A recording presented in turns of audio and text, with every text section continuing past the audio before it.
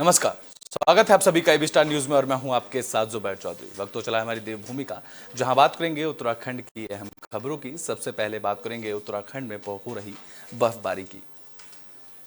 उत्तराखंड के ऊंचाई वाले इलाकों में बर्फबारी का सिलसिला लगातार जारी है।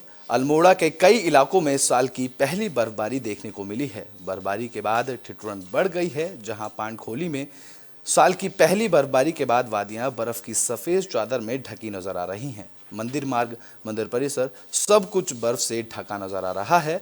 बर्फबारी के साथ ही शीतलहर का प्रकोप बढ़ गया है। तो वहीं स्वर्गपुरी में अधिकतम तापमान 6 डिग्री सेल्सियस और न्यूनतम तापमान 4 डिग्री सेल्सियस दर्ज किया गया है।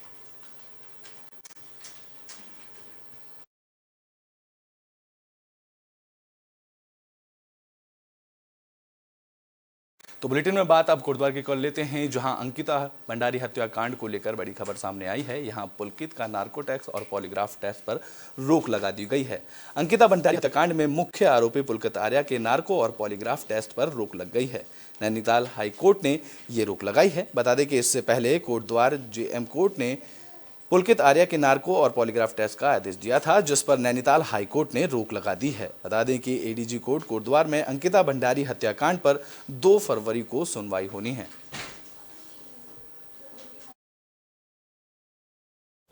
देखिए, निचली अदालत में तो यह मामला अब सेशन सुपुर्द कर दिया गया है और इसमें अब 2 तारीख को अभियुक्त गणों को सत्र न्यायाधीश, जो यहाँ अपर सत्र न्यायाधीश महोदय हैं, उनके यहाँ उपस्थित होना है।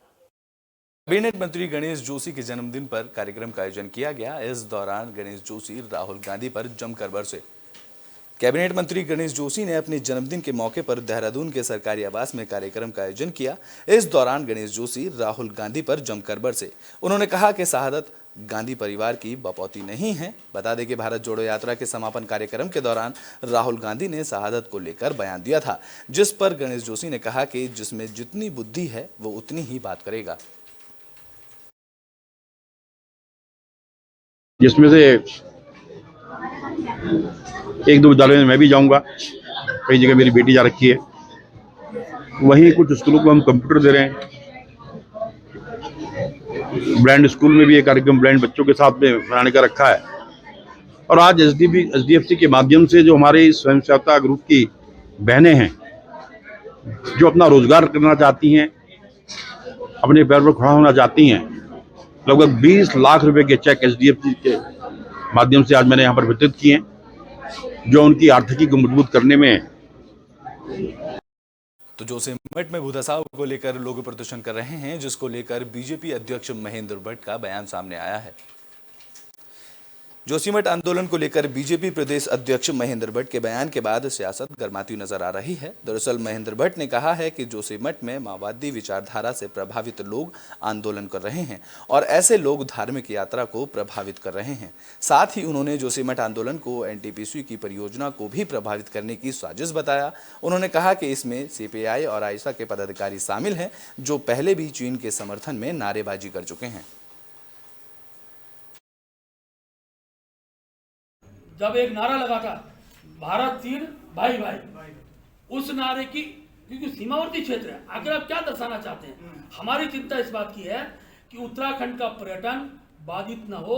और मेरा सीधा आरोप है कि इस प्रकार का वातावरण बनाने वाले लोग उत्तराखंड के साहसिक पर्यटन को, चारधाम यात्रा के पर्यटन को प्रभावित कर रहे हैं। वहाँ के जो व्यापार मंडल के लोग हैं वो दुखी हैं। उनका कहना है कि हमारा व्यापार इस प्रकार इसके कारण चौपट हो रहा है। इसलिए मेरा ये सीधा आरोप है, आखिरकार उत्तराखंड की धार्मिक यात्रा को, साहसिक पर्यटन को केवल उसको रोकने का जो प्रचार हो रहा है। में बात अब देहरादून की कर लेते हैं, जहां सहकारिता विभाग की बैठक का आयोजन किया गया। इस दौरान 1200 जगहों पर वित्तीय जागरूकता संगोष्ठी का ऐलान किया गया। उत्तराखंड सरकार में सहकारिता मंत्री धन सिंह रावत ने विभागीय अधिकारियों के साथ समीक्षा बैठक की।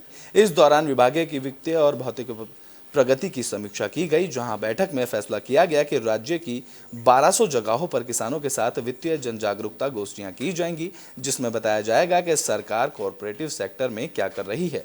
इसके अलावा किसानों को नाबार्ड और भारत सरकार की योजनाओं के बारे में भी बताया जाएगा। सहकारिता मंत्री ने बताया कि राज्य सरकार जल्द ही राज्य सरकारी बैंकों से नेट बैंकिंग की व्यवस्था करने जा रही है। इसके साथ ही जल्द ही मोबाइल और डिजिटल बैंकिंग की व्यवस्था भी किसानों के लिए की जाएगी। मंत्री धन सिंह रावत ने कहा कि प्रदेश में 30 ऐसे किसानों को जिन्होंने अपने क्षेत्रों में बेहतर काम किया है, उनको प्रशिक्षण के लिए देश के 5 राज्यों में भेजा जाएगा, ताकि भविष्य के कृषि और उद्यान प्रशिक्षण को लेकर अन्य किसानों को भी प्रभावित किया जाए और इसको लेकर उनको भी ट्रेनिंग दी जा सके। देखिए, आज कोऑपरेटिव की हमने एक समीक्षा बैठक की है और खुशी की बात यह है कि नाबार्ड के सीजन भी आज हमारे साथ हैं। पूरे प्रदेश में हम 1200 स्थानों पे एक वित्तीय जन जागरूकता गोष्ठी करने जा रहे हैं किसानों के साथ में, और उनको ये बताया जाएगा कि कोऑपरेटिव सेक्टर में हम क्या क्या कर रहे हैं, नाबार्ड की क्या क्या योजनाएं हैं, भारत सरकार की कौन सी योजनाएं हैं, हमको जो है जो बीमा योजनाएं, इनकी सारी जानकारी वहाँ किसानों को दी जाएगी।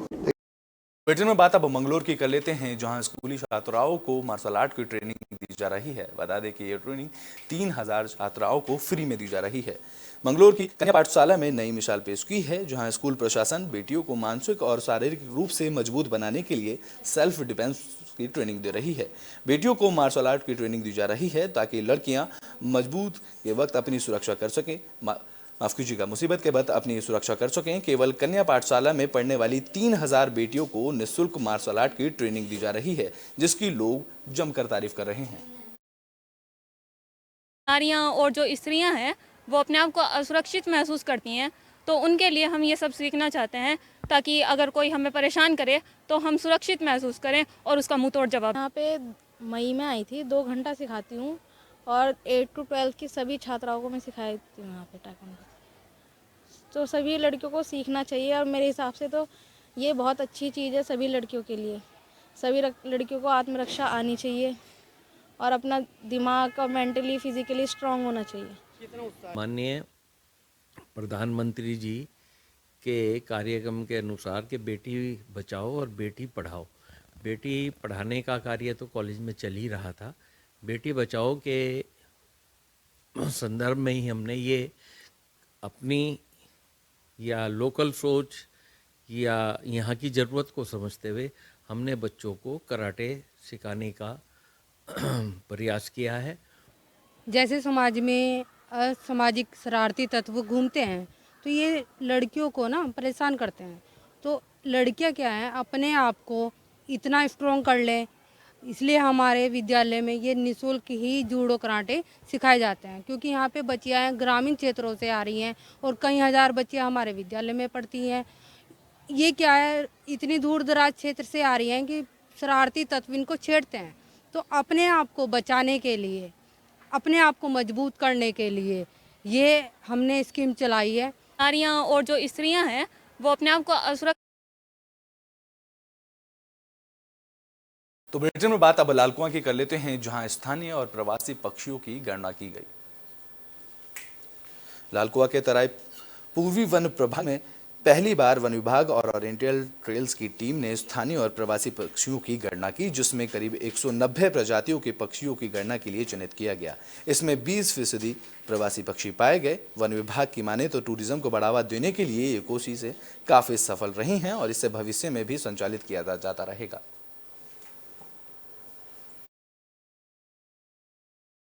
किस प्रकार से आप लोगों ने काम किया है बर्ड सर्वे को लेकर? नमस्कार, मेरा नाम अमित शांकले है, मैं फाउंडर ओरिएंटल ट्रेल्स हूँ। हम लोग खुरपता नैनीताल में रहते हैं और वहाँ से हमारा ये कार्यक्रम चलता है और इस दौरान हमने ये फर्स्ट बर्ड एंड बायोडाइवर्सिटी सर्वे जो है वो तराई ईस्ट में करवाया है। हमारा भाग्य रहा है कि हम लोगों ने ये एक सपोर्टिव प्रोग्राम तराई ईस्ट फॉरेस्ट डिवीजन के साथ हुआ है। देखिए, तराईपुरी वन प्रभाग के अंतर्गत जो है बहुत अच्छा जो है एक हैबिटेट है प्रवासी पक्षियों के लिए एवं जो है तो यहाँ के रेजिडेंट बर्ड्स हैं उनके लिए। तो इस पर्टिकुलर कंपोनेंट में बर्ड्स का जो सर्वे है पहले बहुत पूरा टोटल एक्सक्लूसिव सर्वे हो नहीं पाया है, तो जिसकी वजह से जो है जितनी भी प्रजातियाँ यहाँ पे बर्ड्स की है उनका जो है अध्ययन नहीं हो पाया।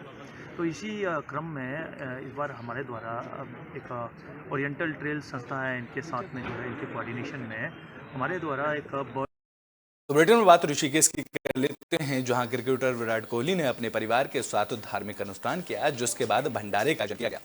भारतीय क्रिकेटर विराट कोहली पिछले दिनों पत्नी अनुष्का वर्मा के साथ ऋषिकेश पहुंचे, जहां अपनी धार्मिक यात्रा के दौरान विराट कोहली ने ऋषिकेश के दयानंद आश्रम पहुंचे, जहां उन्होंने परिवार के साथ धार्मिक अनुष्ठान किया। बता दें कि विराट कोहली को न्यूजीलैंड के खिलाफ T20 सीरीज में ब्रेक मिला था, जिसमें वह अपनी पत्नी अनुष्का शर्मा के साथ ऋषिकेश पहुंचे।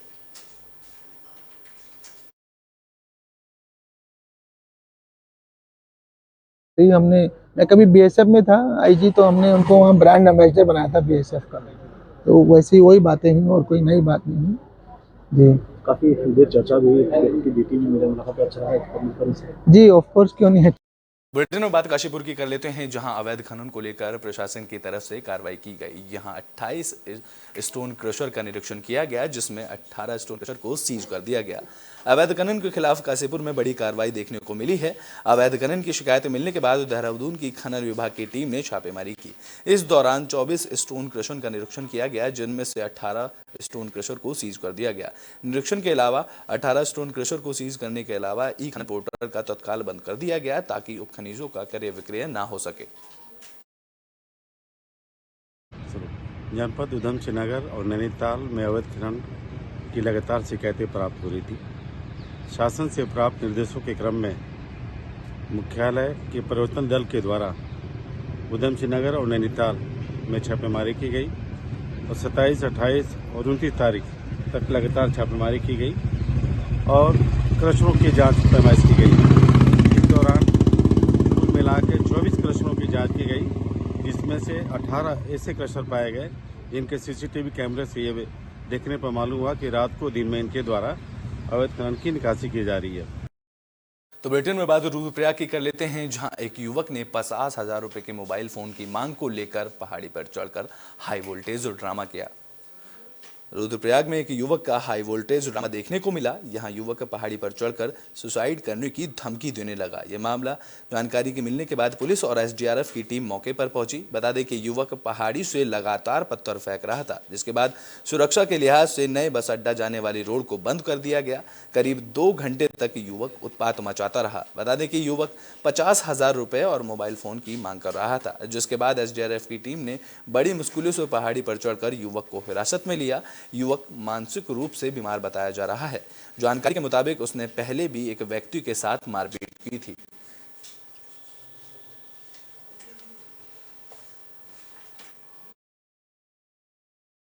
रेस को तो सिंपल ही कहते हैं, इसे सिंपल ही है। वो पहाड़ी में चढ़ा था, भले थोड़ा सा माइंड डिस्टर्ब था कि हम इस तरह से देखे कहीं वो छलांग न मार दे। ऊपर से कह भी रहे थे कि पत्थर फेंक रहा है, इसीलिए सामने से पीछे से आके उसे रेस्क्यू किया गया, पकड़ के। फिलहाल आप कहाँ ले जाएंगे? अब हमने तो कोतवाली के सपोर्ट कर दिया है। मामला कोतवाली का है, क्या नहीं है, बाकी कार्रवाई उनकी है।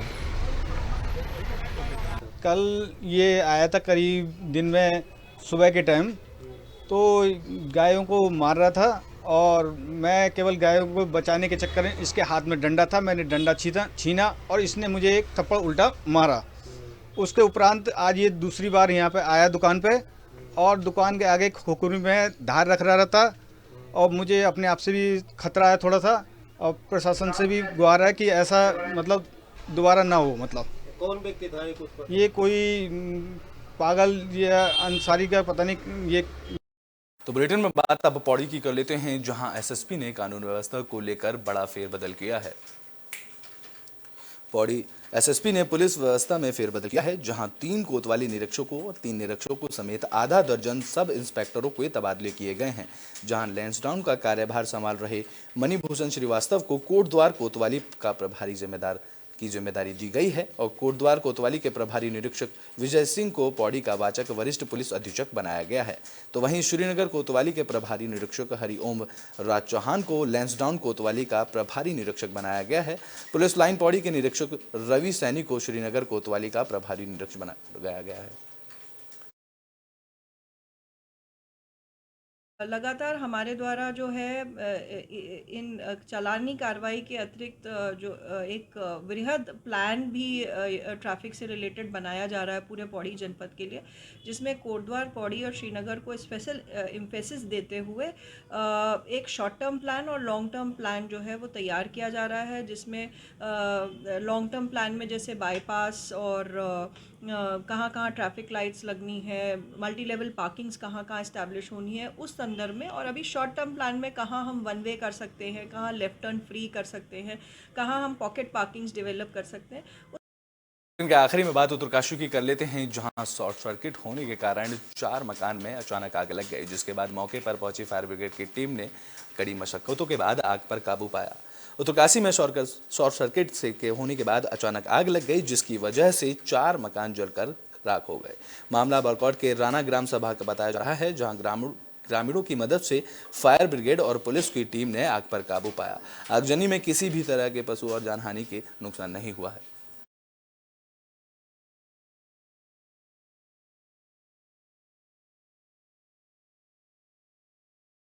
हमारी देवभूमि में अभी के लिए बस इतना ही। देश और दुनिया की तमाम खबरों के लिए देखते रहें एबी स्टार न्यूज़।